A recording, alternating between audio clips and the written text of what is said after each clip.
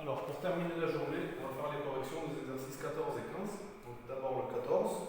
Ils vous disent trouver, si possible, ça peut être impossible, la somme des valeurs des séries suivantes. Première série, on sait qu'il y a 7 valeurs, donc l'effectif total c'est 7, et on sait que la moyenne c'est 8. Et on veut savoir si on peut calculer la somme des valeurs. Alors, comment on calcule la moyenne? La formule pour calculer la moyenne. La moyenne, je vais la noter M avec une barre au-dessus. La moyenne, on a dit que c'est égal à la somme des valeurs, je vais l'appeler S. On a dit que c'est égal à la somme des valeurs divisée par l'effectif total, qui est ici 7. Ça veut dire quoi? Ici, la moyenne, c'est 8. Ça veut dire que, bon, d'abord, je peux passer le 7 ici. Ça va me faire 7 fois la moyenne égale somme, n'est-ce pas? Donc, comme une équation, où l'inconnu, ça serait la somme ici. La moyenne, on sait que c'est égal à 8. Ça nous donne 7 fois 8 égale la somme. Donc oui, dans ce cas-là, on peut calculer la somme. On fait la moyenne multipliée par l'effectif total. Et donc ça nous donne ici, donc, la moyenne de la première série, 7 fois 8, c'est égal à 56. La somme ici, c'est 56. Donc, la réponse à la première question, c'est 56. On sait que la moyenne, c'est la somme divisée par l'effectif total. Ici, on connaît la moyenne et l'effectif total, donc on peut calculer la somme. Deuxième question. On nous dit qu'on a 9 valeurs, et on nous dit que la différence entre la plus grande et la plus petite, c'est 20. C'est-à-dire, par exemple, la plus petite valeur, ça peut être 0, et la plus grande valeur, ça peut être 20. Et il y a 9 valeurs. Donc la première valeur, c'est 0, et la dernière, c'est 20. Et au milieu, il y a 7 autres valeurs. Et on nous demande, est-ce qu'on peut savoir la somme de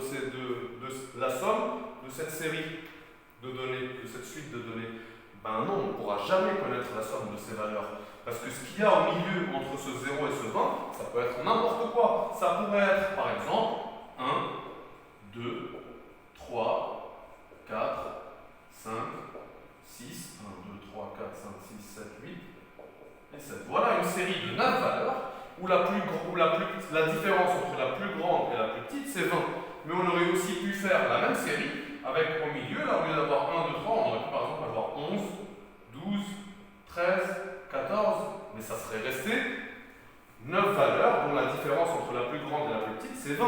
Mais la somme, ça ne serait pas du tout la même chose. Donc en fait, ici, c'est impossible.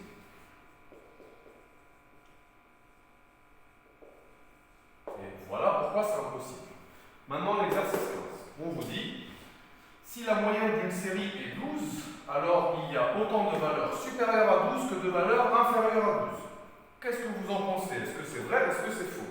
Eh bien, c'est faux. Et je vais vous montrer un exemple qui montre que c'est faux. Un exemple où on aura une série où la moyenne c'est 12, mais on n'aura pas autant de valeurs inférieures que de valeurs inférieures.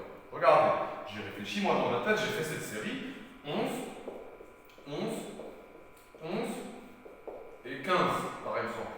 Ou même, pour faire un peu différent, je vais mettre, ici je vais mettre 10, 11, 12 et 15. Si on fait la moyenne de cette série, on fait 10 plus 11 plus 12 plus 15, ça fait 48, et on divise par 1, 2, 3, 4, 48 divisé par 4, ça fait bien 12. Donc la moyenne de cette série, c'est 12. Combien est-ce qu'on a de valeurs inférieures? Combien est-ce qu'on a de valeurs supérieures à 12? Une seule. Combien est-ce qu'on a de valeurs inférieures à 12? Une, deux. Donc est-ce qu'on en a autant? Non. Et pourtant la moyenne c'est 12. Voilà pourquoi c'est faux. Parce qu'on a un contre-exemple qui nous montre. Deuxième question. Réciproquement, s'il y a autant de valeurs supérieures à 12 que de valeurs inférieures à 12, alors la moyenne est 12. Est-ce que c'est vrai ou est-ce que c'est faux? Ça a l'air faux quand même. Et ça va être faux. Et on va pareil donner un exemple. Donc il nous faut autant de valeurs supérieures à 12 que de valeurs inférieures à 12. Alors on va faire une autre série statistique. On va faire par exemple 10, 11, 20, 19. On a autant de valeurs inférieures à 12 que de valeurs supérieures à 12. Si on fait la moyenne de cette série, 10 plus 11 plus 20 plus 19, ça nous fait 10 plus 20, 30, 11 plus 19, encore 30, donc ça fait 60. La somme de ces nombres, c'est 60. Donc si on veut faire la moyenne, on fait 60 divisé par 1, 2, 3, 4. Et 60 divisé par 4, c'est 15. La moyenne de cette série, c'est 15. C'est pas 12. C'est pour ça que c'est faux. 3. La taille moyenne d'un groupe d'enfants mesurant entre 1,40 m et 1,50 m, c'est 1,45 m. Est-ce que si on prend un groupe d'enfants qui mesurent tous entre 1,40 m et 1,50 m, la moyenne, ce sera 1,45 m? Bien sûr que non. Exemple, je vais prendre 3 enfants qui mesurent entre 1,40 m et 1,50 m. Le premier va faire 1,46 m, le deuxième va faire 1,47 m, et le troisième va faire 1,49 m par exemple. Ou 1,48 m, c'est plus facile à calculer la moyenne. Si on fait la moyenne de ces trois valeurs, 1,46, 1,47 et 1,48, on trouvera que la moyenne, ça sera 1,47. Ben, on a bien un groupe d'enfants qui mesure entre 1,40 m et 1,50 m, et la moyenne, ce n'est pas 1,45 m. Donc le 3, c'est encore faux. Dernier, le 4, qui sera le seul qui va être vrai, je vous le dis dès maintenant. Pardon. Si parmi, on va attendre que ça revienne, si parmi 100 pulls, 10% sont noirs, et parmi 200 t-shirts, 70% sont noirs, ils vous disent, alors la moitié de ces vêtements sont noirs. Ben, il va falloir qu'on calcule et on verra que c'est vrai. Si parmi 100 pulls, 10% sont noirs, 10% de 100 c'est combien? 10% de 100 c'est 10. Donc on a 10 pulls noirs, et on a combien de t-shirts noirs? 70% de 200. Si vous calculez rapidement 70% de 200, vous allez trouver 140. Okay? Donc on a 10 pulls noirs et 140 t-shirts noirs. Si on additionne tous les vêtements noirs qu'on a, ça fait 150.